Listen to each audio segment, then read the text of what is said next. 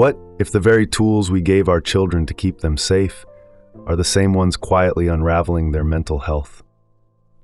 What if the playgrounds of laughter and scraped knees have been replaced with glowing rectangles that whisper judgment, comparison, and endless distraction? And what if this silent shift, this great rewiring, is not just changing our children, but reshaping an entire generation? This isn't the beginning of a sci-fi novel. It's our reality. And the story you're about to hear is not fiction. It's a warning, and perhaps a way out. Welcome to The Anxious Generation, a powerful and timely exploration by renowned social psychologist Jonathan Haidt. This isn't a self-help book, nor is it just a collection of statistics. It's a cultural diagnosis, an inquiry into why children and teens today are more anxious, depressed, and fragile than any generation before them, and what society has done, often unintentionally, to bring us here. With meticulous research and thoughtful storytelling, Haidt lays out how the rise of smartphones, social media, and hyperprotective parenting have rewired the foundations of childhood. Let's begin. Chapter 1: A Silent Epidemic. Around 2012, something began to shift, slowly at first, then all at once. Rates of depression, anxiety, self-harm, and even suicide began climbing among teenagers. For years, experts tried to explain it away: economic downturns, academic pressure, family issues. But none of those trends matched the sudden sharp curve in the data. And the curve had a timestamp: 2010 to 2015. That was the moment smartphones, social media, and always-on internet access reached critical mass among young people. Haidt calls this moment the great rewiring of childhood. Because this wasn't just a change in behavior, it was a change in what it meant to be a child. Chapter 2: The Play-Based Childhood. For most of human history, childhood was a physical, social, and sensory experience. Children played outside, without adult supervision. They learned to climb, fall, argue, make up, and explore. That kind of play wasn't just fun, it was formative. It built resilience, independence, and emotional intelligence. Haidt paints this world vividly: the scraped knees, the neighborhood games, the trust placed in children to find their way home. This was the play-based childhood.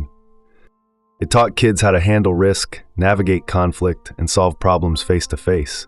It connected them with real people, real places, and real consequences. But around the early 2010s, something began to erode this natural order.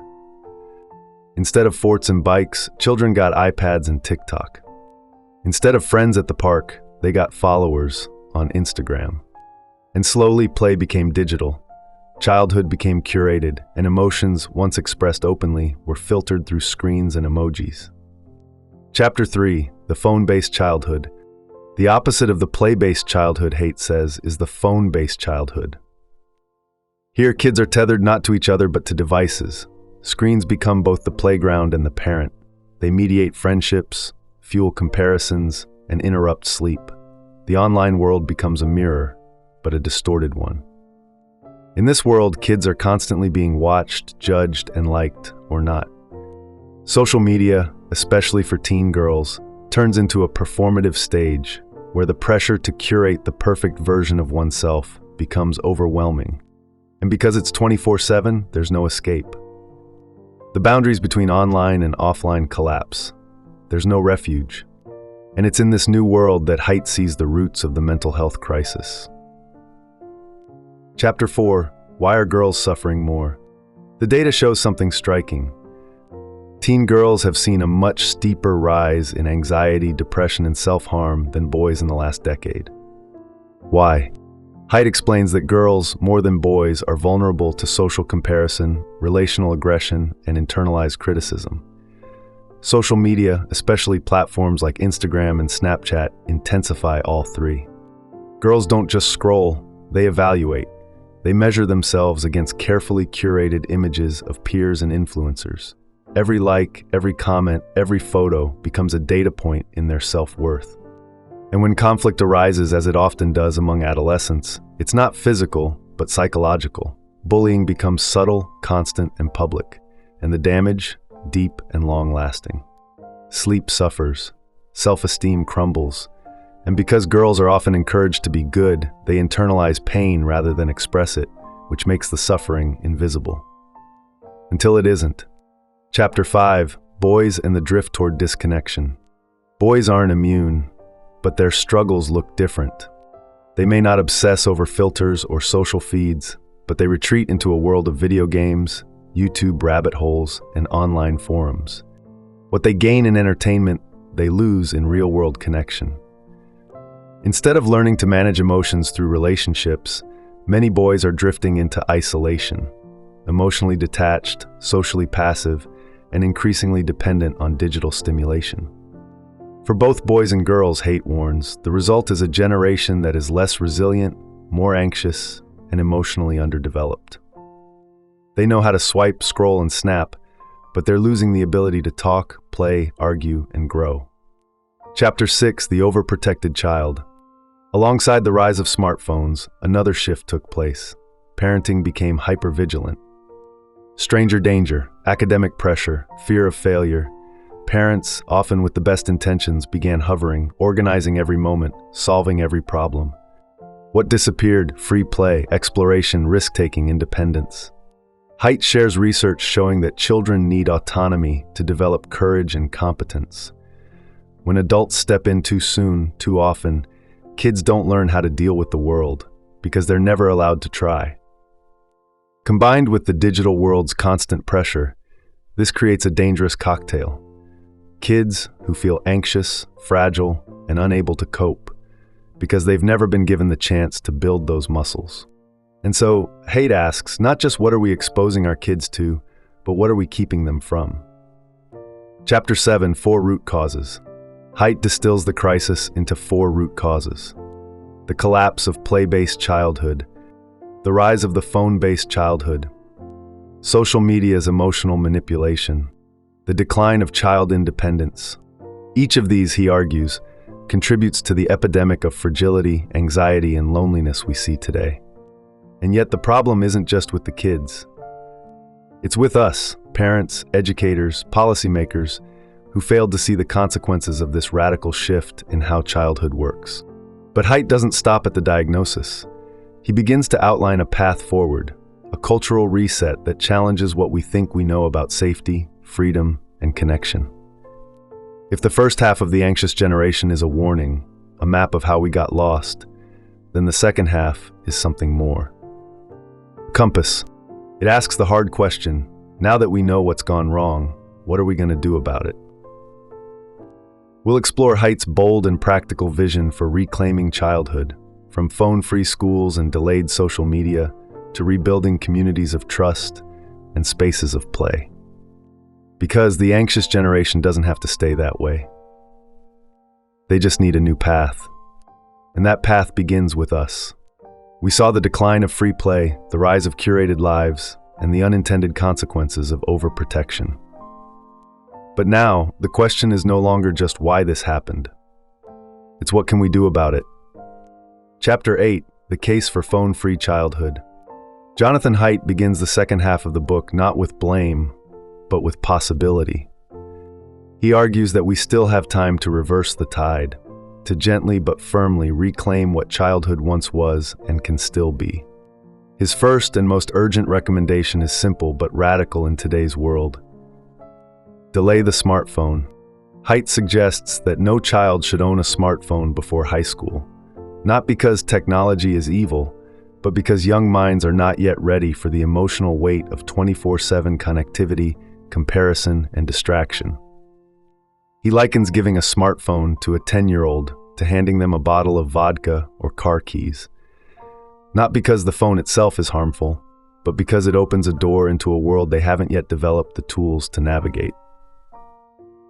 Instead, he advocates for basic phones, tools that allow calling and texting, but nothing more. Communication without addiction. This one change, he says, could begin to restore childhood as a space of growth, not performance. Chapter 9, Social Media, Not Before 16. Next, Haidt turns to social media, the invisible stage where so much of today's adolescent suffering takes place. His recommendation here is clear: no social media before the age of 16. This isn't about moral panic, It's about neuroscience, psychology, and emotional maturity. Studies show that adolescence is a time of intense social development. Teens are trying to answer a core question, who am I? And in this vulnerable state, social media too often distorts the answer. Instead of identity being shaped through real interactions, it's now influenced by likes, followers, algorithms, and curated illusions of perfection. And when social media becomes part of a child's life before they have the emotional tools to handle rejection, comparison, and public scrutiny, the damage can be profound.